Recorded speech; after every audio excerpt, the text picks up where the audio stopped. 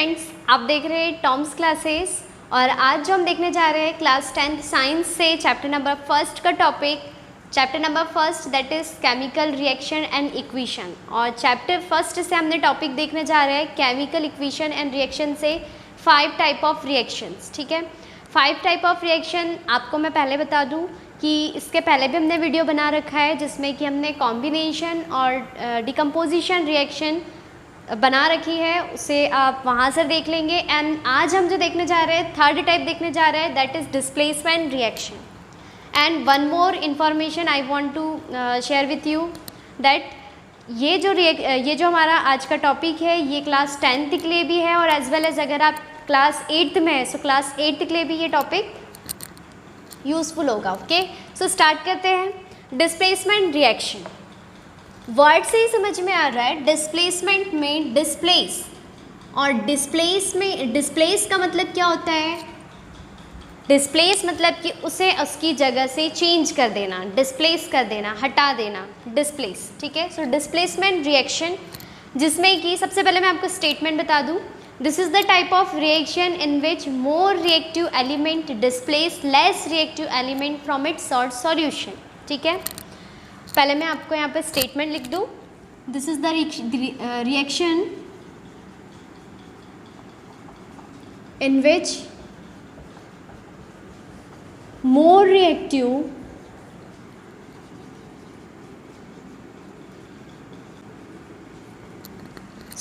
यहाँ पर आप देख रहे हैं रिएक्शन जिसमें कि मोर रिएक्टिव एलिमेंट जो होगा वो डिस्प्लेस कर देगा, मतलब उसे उसकी जगह से हटा देगा। किसे?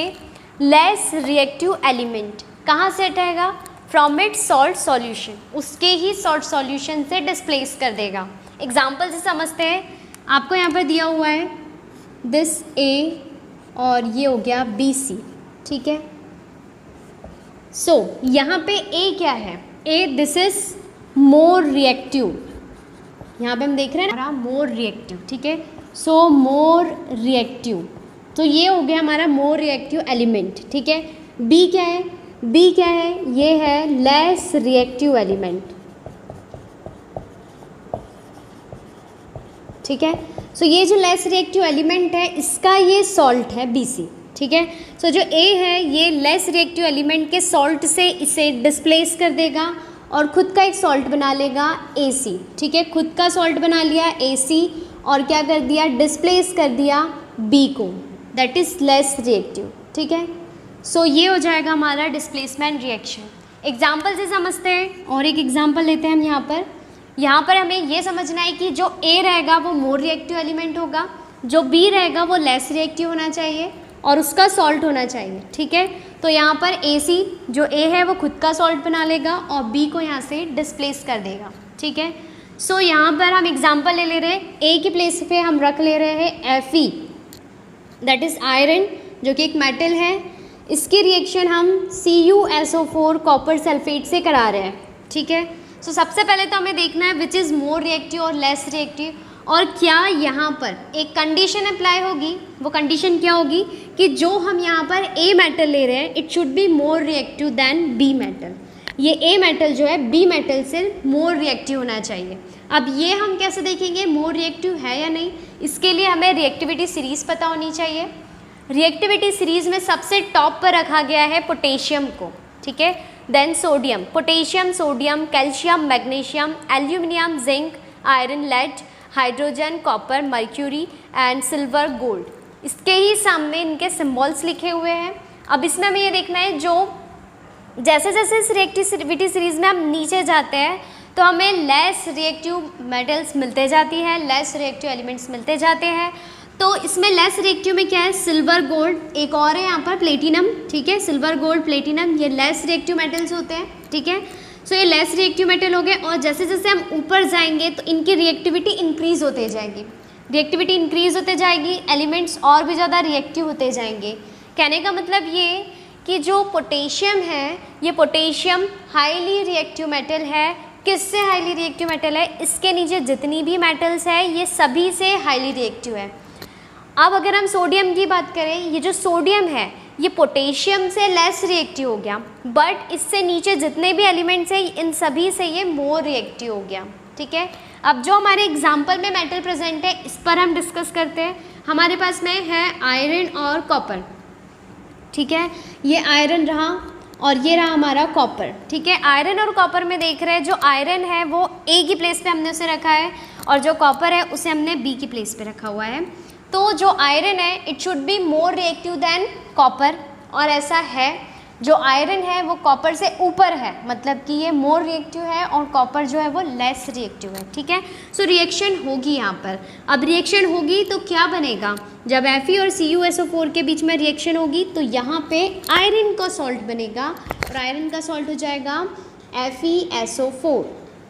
FeSO4 और कॉपर को यहाँ पर डिस्प्लेस कर दिया, ठीक है। ये हमारा एग्जाम्पल हो गया। इसका अपोजिट हम अगर देखें, अपोजिट मतलब क्या, हमने यहाँ पर कॉपर ले ली एज आ ए मेटल और बी मेटल के लिए हमने यहाँ सॉल्ट ले लिया FeSO4, ठीक है, FeSO4 ले लिया। अब देखना है रिएक्शन होगी या नहीं। सेम है, बस हमने कॉपर को ए की प्लेस पर रख दिया है और आयरन को बी की प्लेस पर रख दिया है, but condition is there must that A metal is more reactive than the B metal, ठीक है। तो लेकिन यहाँ पर ऐसा नहीं हो रहा है, यहाँ पे कॉपर जो है Fe से कैसा है, लेस रिएक्टिव है, तो यहाँ पे रिएक्शन नहीं होने वाली, ठीक है। तो इसका अपोजिट यहाँ पे नो रिएक्शन, कोई रिएक्शन नहीं होने वाली है, ठीक है। ऐसे एक और एग्जांपल हम ले लेते हैं, वन मोर एग्जांपल, जिसमें कि हम सेलेक्ट कर रहे हैं जिंक और कॉपर, ठीक है। हमने ले लिया जिंक और इसकी रिएक्शन हम CuSO4 से करा रहे हैं। अगेन हम जाएंगे रिएक्टिविटी सीरीज़ पे, ये देखने कि जो हमारा ए मेटल है ये कॉपर मतलब कि बी मेटल से हाईली रिएक्टिव है या नहीं। सो जिंक यहाँ पर रहा और कॉपर यहाँ पर रहा। Yes, zinc is more reactive than copper, it's mean reaction is taking place there. Zinc और कॉपर सल्फेट में रिएक्शन होगी, सॉल्ट क्या बन जाएगा, ZnSO4 और यहाँ से डिस्प्लेस क्या हो जाएगा, कॉपर। सो ये एक और एग्जाम्पल रहा। ऐसे ही हम डिस्प्लेसमेंट रिएक्शन बता सकते हैं। अब इसका स्टेटमेंट यहाँ से एग्जाम्पल्स के बारे में बहुत अच्छे से क्लियर होगा। The reaction in which more reactive element यानी कि ए, ठीक है, मोर रिएक्टिव एलिमेंट यानी कि ए डिस्प्लेस कर देगा किसे, लेस रिएक्टिव एलिमेंट जो कि रहा बी। कहाँ से, सो सॉल्ट सॉल्यूशन, ये रहा सॉल्ट सॉल्यूशन। इस सॉल्ट सॉल्यूशन से लेस रिएक्टिव मेटल बी को डिस्प्लेस कर देगा और खुद का सॉल्ट बना लेगा। डिस्प्लेस कर दिया और खुद का सॉल्ट बना लिया, ठीक है। सो अगर आपको मेरे वीडियो पसंद आ रहे हैं और आप मेरा नेक्स्ट वीडियो देखना चाहते हैं that is based on double displacement reaction, ठीक है, सो मेरे चैनल को सब्सक्राइब करें, शेयर करें और बेल आइकन को ज़रूर प्रेस करें और लाइक भी ज़रूर करिए।